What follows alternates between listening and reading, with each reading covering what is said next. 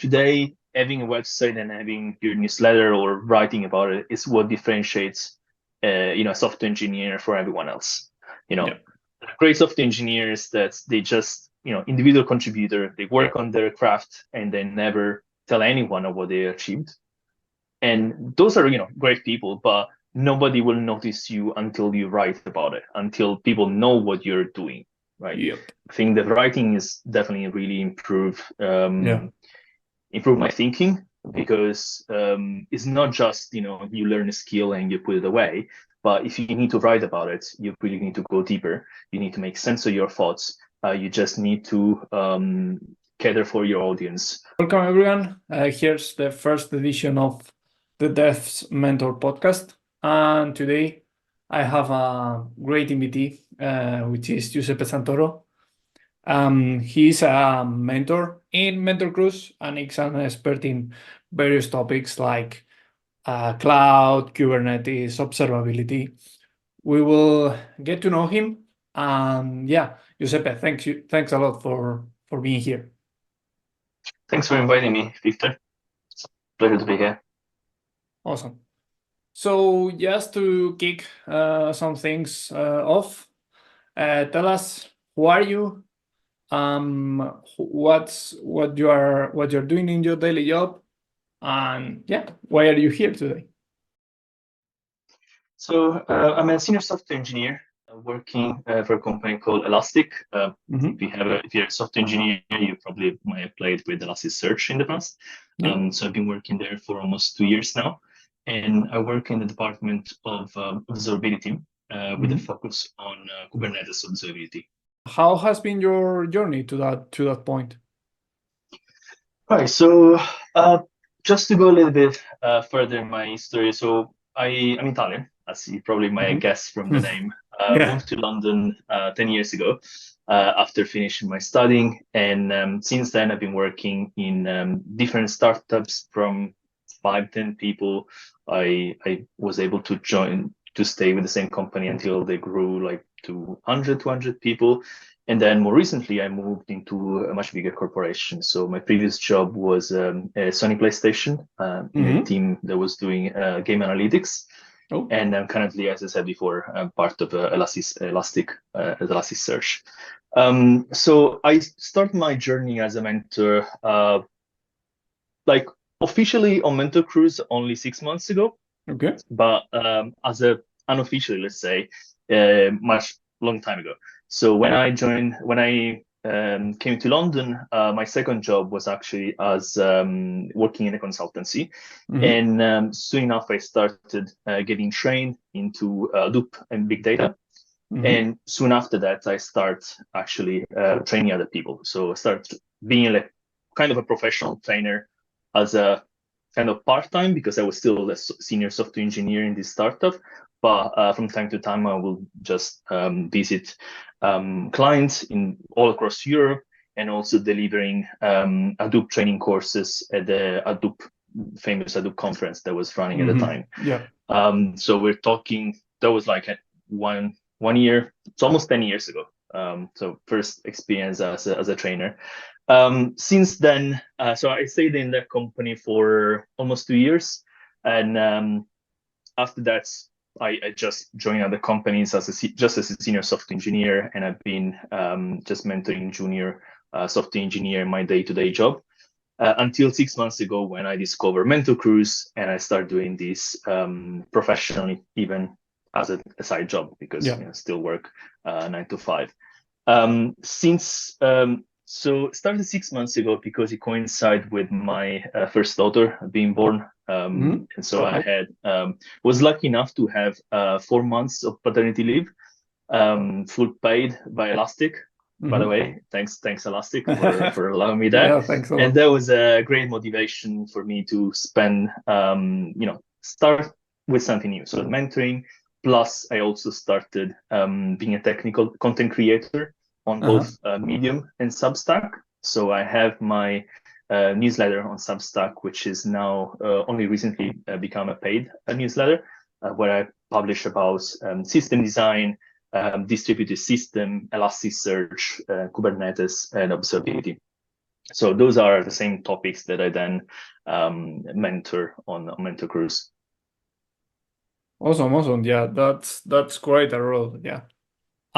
So I assume that event of, having your first daughter is like a roller coaster of emotion, and also the pregnancy. Yeah. Yeah, that's very interesting that you got to mentoring and to discover other paths from that, from that event, from the paternity leave, and so on. So what like inspired you to took those, like, writing and mentoring instead of, doing housework or whatever? What is that it inspires you to do those? So the reason why I became a mentor and as a trainer in general is that when I finished my master's degree, I was Hmm. actually I thought for a while actually about becoming a professor. So training Oh, and teaching has always been in the back of my mind. mhm. Um, I if you ask me probably before uni, I would never have thought that I would be in computer science. That's probably an interesting part of that Yeah. because I only discovered computer science when I got into uni. So a couple of years before that, I got myself the first computer science courses on HTML and CSS, and since then it's been love at first sight. But before that, I would probably been doing something completely different. So being an architect or being a professor in biology or anything else. But teaching has always been part of my DNA. Hmm. So I think so far, I think it really played well with the consultancy, the training that I've done professionally, and now the mentoring. I think is even if it might have been a completely different field, but the training part has been part of me mostly because I love to teach other people, junior people, and I think he also played well with my latest endeavor with writing on a newsletter. So I think I include as all of it as part of either one-on-one mentoring or just writing about what I learned my Yeah. newsletter. So that's great. Like, having that inspiration from the beginning and from uni, like, to be a professor, it's a, a great way to um express things, and also I think it translates in a lot of skills later on that may not be, developed normally in your day-to-day job, and I think it, improves yourself. So more into that side is that, do you think that mentoring and also writing, I think, and this approach that you have to oriented to teaching have made you a better developer or engineer, by itself? So by applying this mentoring, so by mentoring other people and writing posts, so if that has improved you, Mhm. how has it done it?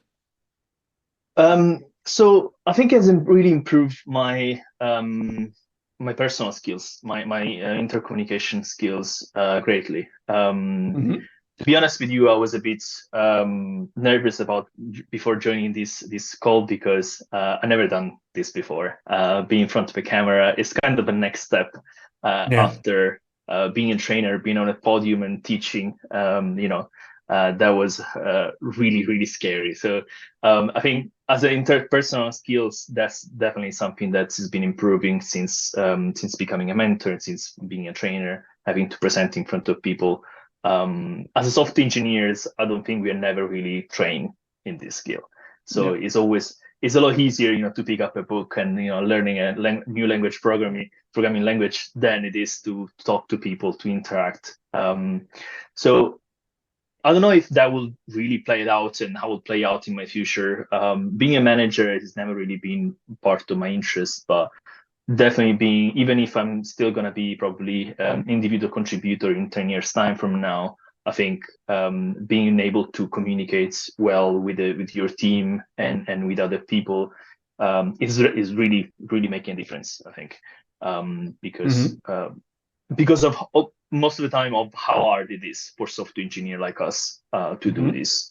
Um, so going back to writing versus mentoring, I think the writing is definitely really improve my thinking, because it's not just, you learn a skill and you put it away, but if you need to write about it, you really need to go deeper. You need to make sense of your thoughts. You just need to cater for your audience. You need to make sense of your thoughts. You just need to cater for your audience. You need to do a lot of that, and is I don't really see as very different from what you're doing in a mentoring session, except that all the materials that I've been writing in my newsletter has pretty much been feeding into the mentoring. So one feed the other one, and so on. So the lesson learned during the mentoring has been topics for me to go deeper into my newsletter, and the material that I've been writing in my newsletter is been what I've been telling my mentor to actually read about in our sessions. So it's all interconnected. Yeah, like being able to create like a cycle of I don't want to say content, but I think it's better a cycle of knowledge, so that you have to learn something. You after all, you to dominate that skill, you need to either teach it or write about it, like more of a Feynman oriented style, and then that allows you to give be to the next step, teach others, learn yourself. These people will provide you new topics. You start learning again, start writing again, keep teaching them, and then other topics, and then you keep advance, like with a snowball of knowledge that is very powerful. Yeah. And something that happened to me recently was that an article that I built some time ago about React and Docker and that stuff from another mentee that was having these issues. Then a new mentee took leverage of that. Like it was the same problem again, and I Yeah. said, yeah, I had this guy. Like this happened before, and I don't Mhm. want to have the bother again. So I wrote about it, and I had that like. Okay, I don't write very much, to be honest. I'm a bit lazy on that topic. But like being able to express, and now when I have like a Nginx Docker stuff, like I have a guide that I built that I can refer to, so it's like a very good Yeah. feeling. And I totally agree with that also the that we are not at least not very educated into writing and expressing ourselves when we are in a one-to-one session with somebody that is 60 minutes long, 30 minutes long, that you need to provide value, because that's what they are waiting for you. And you may not have all the preparation, or you may not have all the knowledge. You need to be building yourself to be prepared for that 30 minutes, because if that, and maybe you have another one, and maybe if it doesn't fit, or if you don't provide value, that's it. Like 2 goals, Yeah. it's not going forward. Yeah. So People yeah, won't come back to you, right? yeah. So yeah, totally agree with you. I mean, having this kind of backlog of articles that I wrote is probably been the best feature of my mentoring, because Mhm. I can draw from my own skills, from my own learning, instead of feeding people an article off the internet that might not read about and might not know anything about it. Yeah. So I think this kind of like, you have your notes, you organize them, and then you can feed them your mentees. I think is great, because as you said, uh, part of the mentoring, and what I would want to also maybe teach someone, our listener, is a lot of preparation that goes into a session. It's not just having a conversation with someone, but I usually try to prepare my session so that I have a clear list of what to do. And Hmm. in the past, I've even done like very short 15 minutes, 30-minute sessions, but they're so packed with information that then I'm sure that the mentee actually takes me, a couple of days to unpack everything, because I tend to send lots of articles, reading from my newsletter, but not only videos and a lot of material. And it's not just that sometimes, you have those things prepared, as you said, that you can Yeah. reuse it to a new mentee, but some other times you just need to prepare something, customized. Yeah. So there's a lot of preparation that goes into preparing for a session. and there is a lot of unpacking that has to be done by the mentee after the session itself.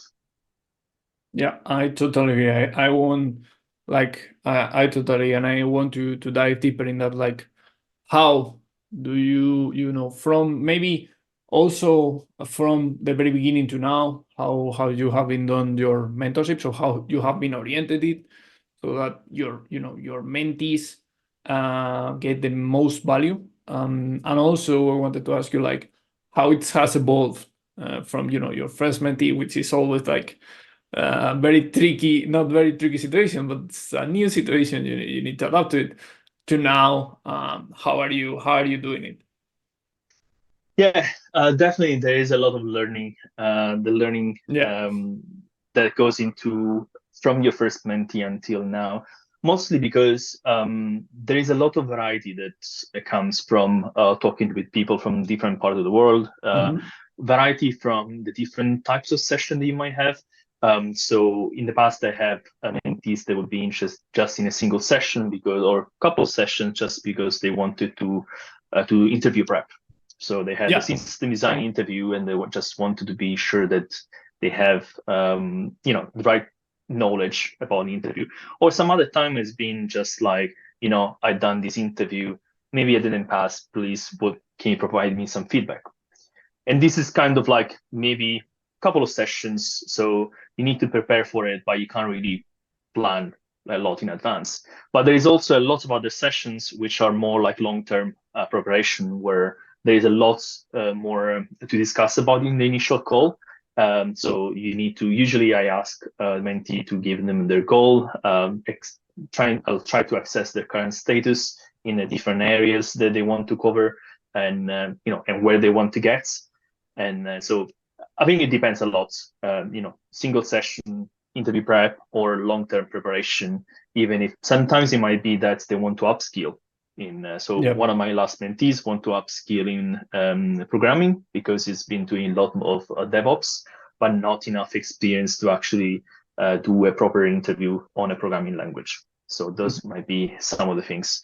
So the way that at the beginning, there wasn't really a lot of structure. I have to Okay. be honest. Yeah. So I didn't know what was the best way to communicate with them. I started like giving my mentees different options, and ask them to choose. So it's been a lot of WhatsApping, emailing, and so on. Recently, after your suggestion, actually, I suggest them to use Discord, which I think is a lot better than WhatsApp has been. Sometimes because in WhatsApp or Telegram, my mentees has lost the notifications, and so they haven't been notified when I was sending messages. So I think Discord really plays much better than my previous experience. So Discord has definitely been an improvement. I've been also improving so I tried different tools in the past. Notion has been a nice Yep. upgrade. Yep. I'm kind of on the other side. I'm usually write personal notes locally with Obsidian. I love Oh, Obsidian yeah. for my personal note is great, but Notion, I believe, for collaboration, and it's great for mentorship. So I usually ended up starting a page where we collaborate, and we try to, especially for long-term sessions, we try to put a goal in place and try to have either short-term or long-term goals and tasks to do. So I think Notion really enable you to do either to-do list or just graph some pages that you can just refer later. So those tools are my tool of choice. And then it's mostly about the initial goal. Again, as I said before, set a goal, long-term and short-term to-dos, and then you take it from there. Again, as I said, is very, very much depend from the type of session, the type of people, their background, what they want to achieve. Yeah. Totally. So there is so much that you can prepare for the next mentee. And every session, you're just gonna learn something new. You're gonna maybe try a new tool, and things that might have work in the past might not work later. Yeah. Yeah.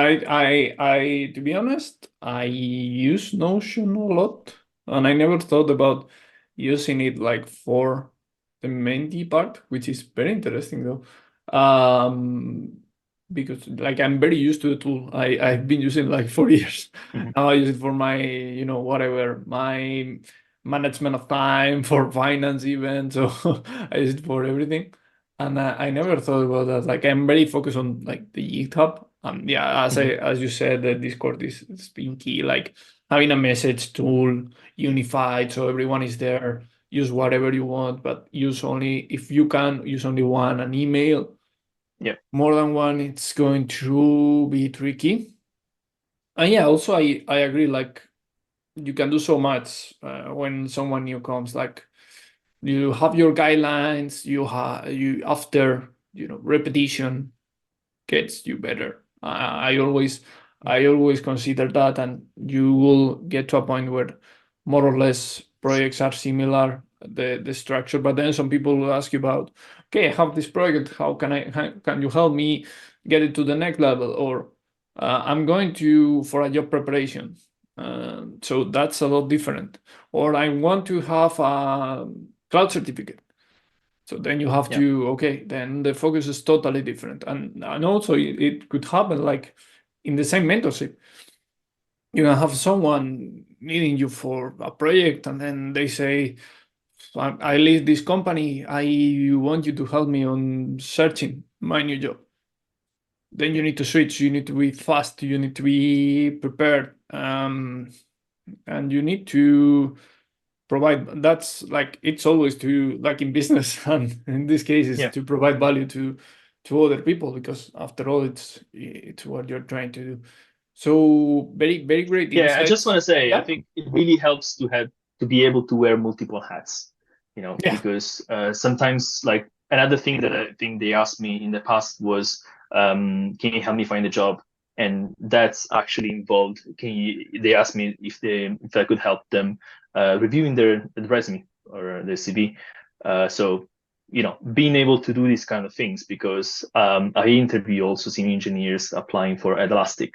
So Yeah. being able to actually help them reviewing their CV, or suggesting, what's their next career step should be. Those are definitely skills that it helps if a mentor actually is able to help you in these kind of fields, not just the technical side of it. Yeah. And some other times, they help just to have a chat with these people, just to make them comfortable for the next interview. So the social part, or having Hmm. someone face to face to talk, I think is also been very beneficial for the session that I've done so far. And all the feedback I got from mentees has been like they really helped them, getting confident for the interview or for their career switch. Yeah, totally agree. Like I have a very very few anecdotes on the especially on the, I think on the job prep part is where like most variety of people you meet, and different like approaches, different topics. Like for example, CV prep or mock interviews. Mock interviews, I like them because they are funny to do. They are not that difficult also to prepare. If you've been Mhm. there on your job, Yeah. and I actually enjoy them.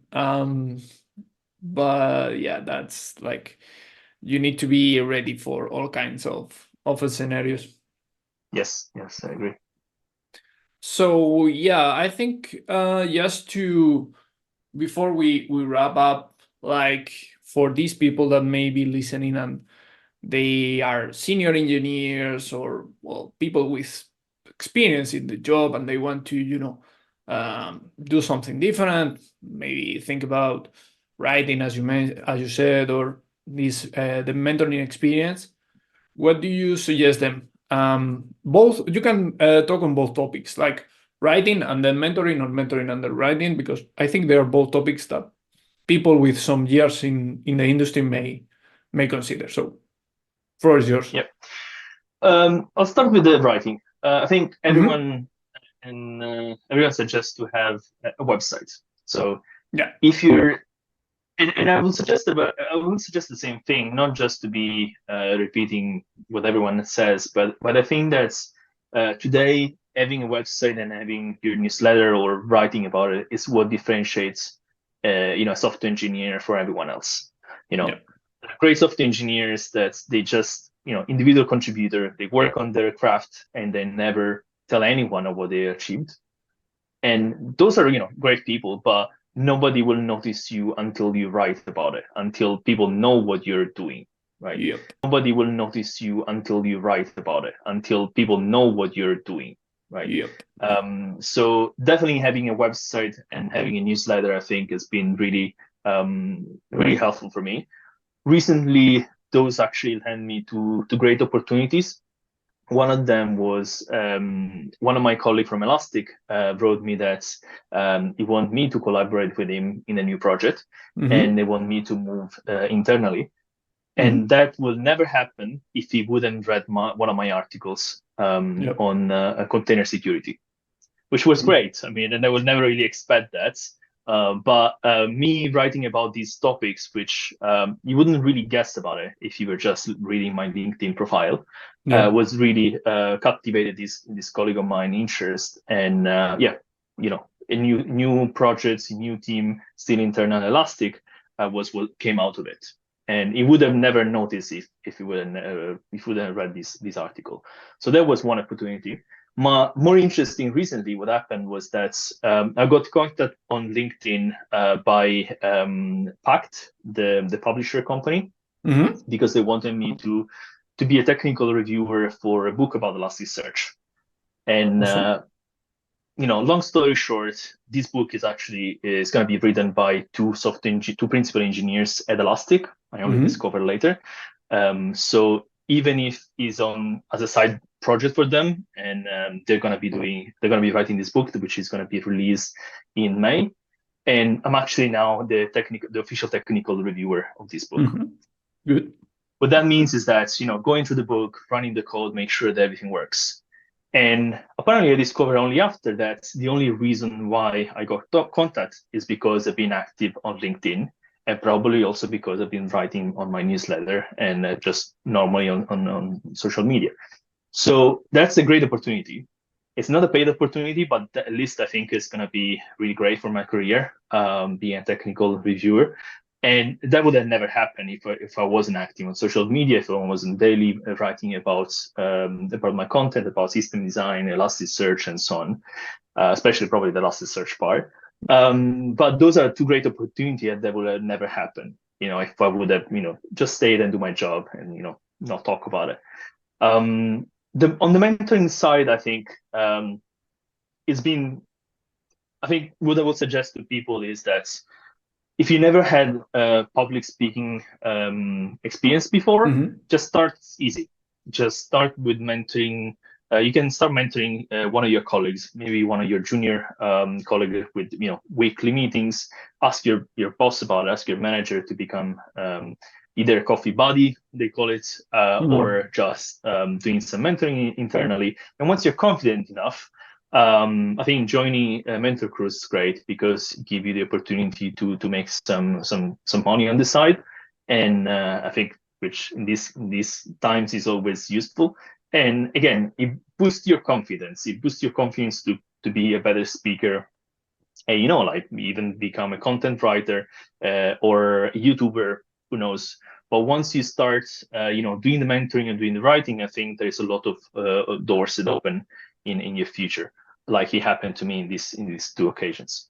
So I'll definitely suggest start in a quite confident way where you start internally. You don't have to be public speaking or anything like that.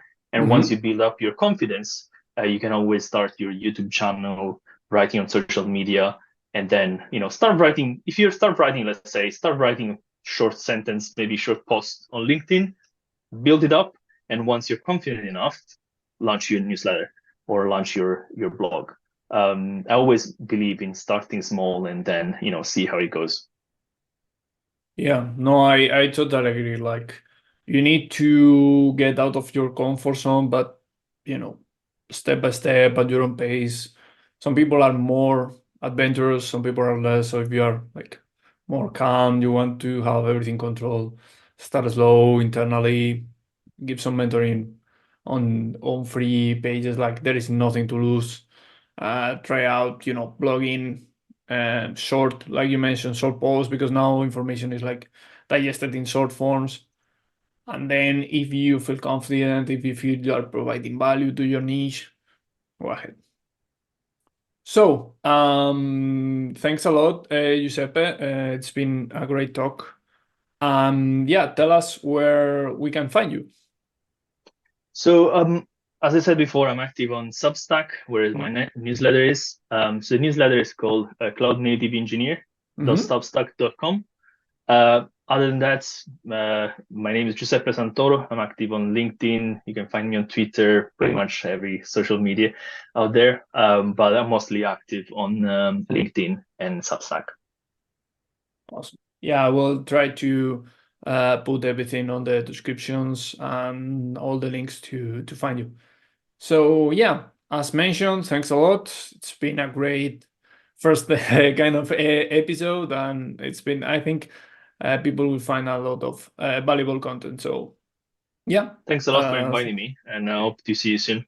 okay, yeah, have a great one, Giuseppe. See you there. You too. Bye bye. Bye.